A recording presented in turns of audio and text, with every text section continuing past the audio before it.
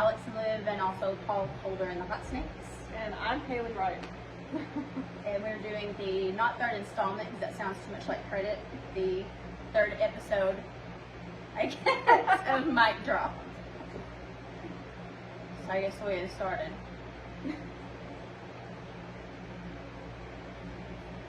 I wish y'all could see her back there. Okay, I guess we'll start with how long is your hair? Oh gosh, you tell me, how long is it? Oh my gosh, you guys passed your butt. Wherever that is. It's almost as long as my dad. It's pretty long. My goal length is to my knees. So. Talk to my dad. He's cut it since I was 12. So, seriously. I don't know. This is why I said you're going to have to not go live because. What we need to talk about is your boots though. My boots. These are not boots. I'm sorry. They're bougie booties. Bougie booties. It's My bad. They're bougie booties. Well, that's what I'll holler at through the house. You see my bougie booties? Which ones? I have so many of them. I started this collection when I started doing this stuff. Because I wear black all the time, but it's my favorite color. So I figured if I could wear a little bit, I say dress for the jobby one, so I did Elton John and I had cool boots. So, or Prince. Prince has cool boots too. He did. God rest his soul. Well, let's see your boots. Mom. Schmarchy. See, she got bling too. I'm trying. So when did you get started? Like, Oh dear. I got really started into music, like wanting to take it seriously. I started when I was 15. and you're now. I'm 17 now. Wow.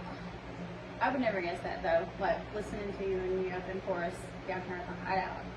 It sounds like you've been doing it forever. Or the other night when I popped over there to listen to you at El Frio. Yeah. I know, that's just amazing. Thank you. Oh yeah. Heck yeah. When did you get started? Birth. Birth? No. No, I'm teasing. But my first words were Popeye Poo Poo, which is funny because now Ed, the guy that kind of hangs around and like at the different gigs and stuff, I call him Popeye because he's got the Popeye the Sailor that's all little. That's kind of come full circle. But no, I started probably everybody says as soon as they can talk, but it actually kind of is that way. My first like gig, I guess I ever did, I was 6, and I opened for Elvis's old band. Oh wow. Yeah. So after he passed away, they went on and made a gospel group, and it was called the Master's Five, the Blackwood Brothers, and they were coming through town, and they had talked to this lady, and like, hey, we need somebody. And so she's like, I heard there's this girl at this church. You know what? I know her because I'm going to teach her. She was my choir director. Yeah. So, yeah, she kind of worked up a song and made the women's school white dress, and I stood in front of or age myself here, the TC Auditorium. And it was a packed house, and I just got up there by myself. It's the first time. Yeah. That's a good story. Yeah, it's not so bad. So a long time.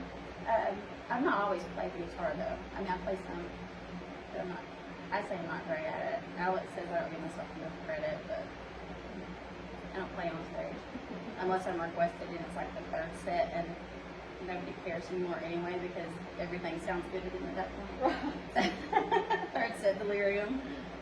So, yeah. What was your first time that you ever sang out in public? The first time I ever sang in public was at Cross Ties. I went to an open mic over there, and I didn't have a clue what I was doing. That was one of those Sundays where they had like a whole bunch of people over there. Maybe. Mark Riley. Not sure. I've never set foot in there, by the way. Really? Yeah, I looked in from the window like a lurker, creeper, but I've never been in there. I'll have to check it out. I'm starting to realize that we're both nervous gigglers. Big time. Yeah, it's kind of weird. She has, well, we are red, and it's not just our faces. It's like we're meeting in the locker. It is the lights, but look, they're judging. Oh. Is it that bad? Are we sucking it up? Oh, it was a Tuesday night. It was a Tuesday. Yeah. Oh, that would be the man to ask right there. Oh, did he get you to go there? No, he didn't get me to go there. What happened is Jason found me at Cross Ties, so to speak. Oh. What was it? You said, House of the Rising Sun. That was what caught your attention. I was singing House of the Rising Sun that caught his attention.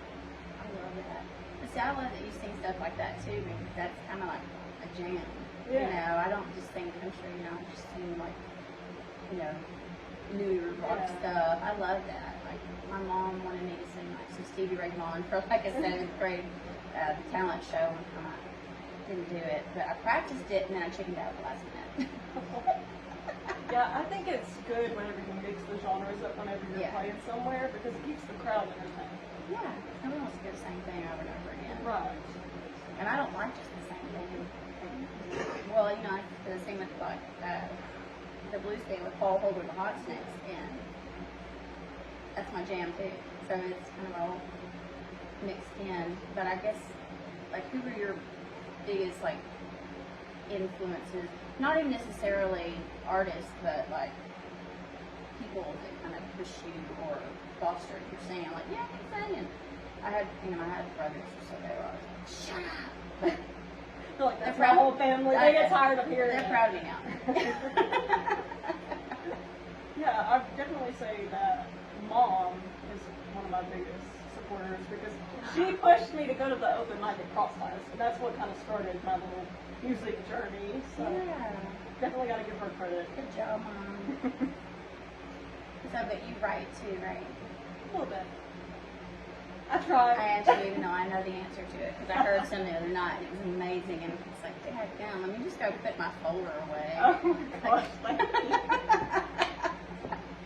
I don't know, the next one was like, have y'all ever heard any Hailey's like new stuff? Like her stuff? I'm like, no, I don't think so. You got this. Like, so good. I'm not even playing. Thank you. Yeah, no, chart toppers, for Oh sure. my gosh. Well, because there's stuff that sticks in your head. Mhm. And so I write, you know, a lot, but I have like folders and things full of pieces, bits and pieces, or I might have like a chorus, or I might have a hook, or I might have just this verse. It's really anything. But then I'll go back years later, and I'm like, oh wow, I really have the same feelings over and over and over again. I'm still trying to get it out. It's like a journal. Yeah. And sometimes they go together. There's like a lot of themes, and then I'm like, all right, well, let's see what we can do, and just smash them all together. Yes, I do that too. I'll find something and I'm like, wait, I'm singing about the same thing here. Why am I not making this one song to put the story together? Yeah, apparently we haven't worked for our feelings yet. You gotta write 15 songs that are actually gonna be one song, Yeah, and you'll eventually put it together, maybe.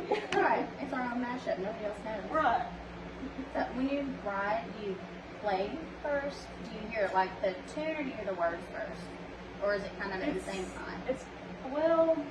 It's different for each song that I write. I feel like because I'll be playing the guitar and I'll have something stuck in my head. I'm like, yeah, that sounds good. What is it? Does it have like a sad sound? Is it upbeat? What is it?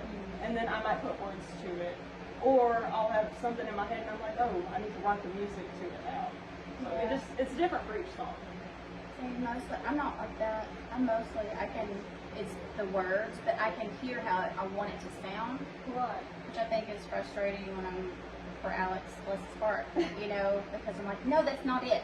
That's not how it sounds. He's like, but that doesn't make sense. I'm like, it makes sense in my head. Yeah.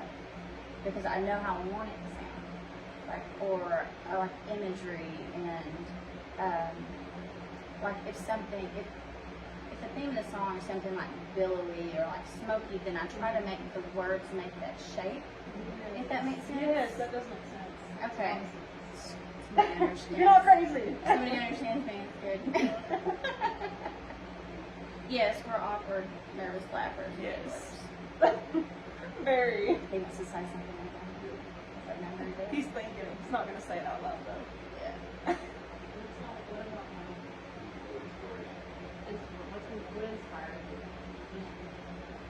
I can't hear. I can't hear him either.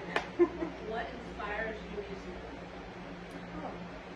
What inspires you musically? Life in general, it just depends, really. Like, there's a lot of things of like overcoming heartache or sadness, or finding like a way to take something negative and flip it, and then turn it and make something new. I don't know if that makes sense. But I can watch a movie or a documentary. Like, I wrote a song one time, and it's from Nina Simone's perspective. After watching that documentary, by the way, she's eerie in that documentary. Like, don't sing in the middle of her playing, or don't talk in the middle of her playing. She stops. Yeah. But so I can do that. I can watch a movie and I might hear like 2 or 3 notes a couple of days later, just kind of in my head, and and then I can put it with the emotion that I thought that they might be feeling at the time I was watching the movie, and I'm like, oh, okay, and then it's kind of like a whole story that comes along. I don't know where it comes from. My dad put me in writing when I was little, like on like Saturdays and stuff, like creative writing classes, and that was because I had nightmares. It wasn't because I was writing songs. He said I could put Stephen King to shame, so maybe that's why I wear all black, except for my shoes. I mean, it could be. I don't know. So, where does like come from? Like, what do you write most about? I think it's similar, except for me, it's people around me. And it may just be a stranger standing on the corner, and I'll be watching them and observing and seeing how they act, how they speak, and I'll go home and I'll write a song, or I'll have something stuck in my head and I'll be thinking about it the whole day. I'll go home, get the guitar, and start writing something. Do you ever put your phone like on your mic stand? Do you ever like have it there? I didn't notice the other night if you did or not. Oh yes, all the time. Okay. Well, if I want to remember something, I have notes and lists everywhere. Yes. So if I'm on stage and I see something going down or something like sparks, and then it's like not my turn and I'm taking a little bitty break, I pull up those notes, like Samsung notes, and I'm just like, da-da-da-da-da-da. Okay, I'll come back to it later if I wake up and do that. Like, we were at Redbone playing one time, and like it was starting to be sunset, and I looked over there, and there was this homeless man, and he was sleeping in the cemetery. I was like, wow, that's so peaceful.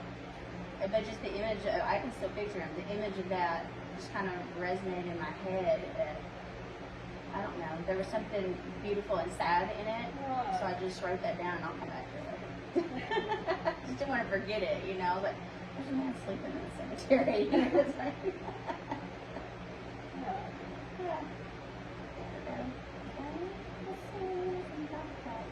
So, are you still in high school? Are you in homeschool, or I'm in high school.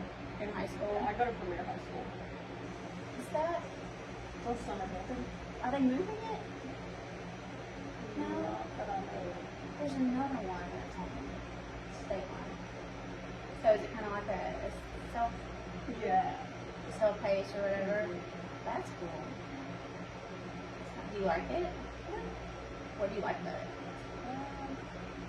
I don't know, I like that you just work at your own pace mostly, because I may be working on something and may not have like a full understanding of it, so I can always ask for help and then go back to it whenever I'm ready to work on it.